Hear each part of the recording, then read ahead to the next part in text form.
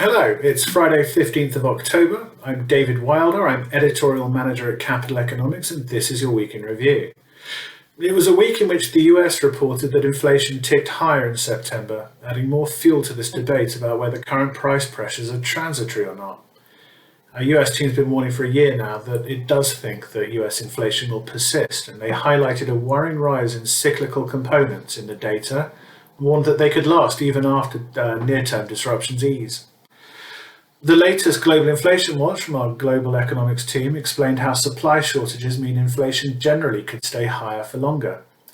The teams added a special page for their monthly chart book to track how goods and labour shortages are evolving, and you can find that chart book and all the key research on this topic on our dedicated webpage.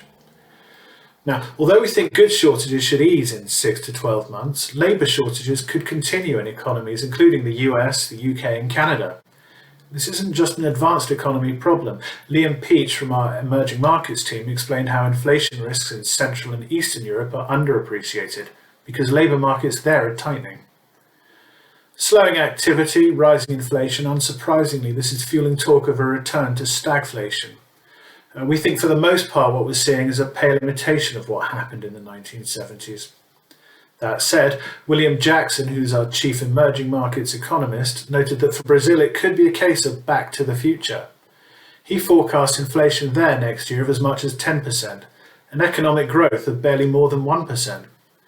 You can find William's latest forecasts and all our research on inflation and shortages and central bank responses and much, much more on our website.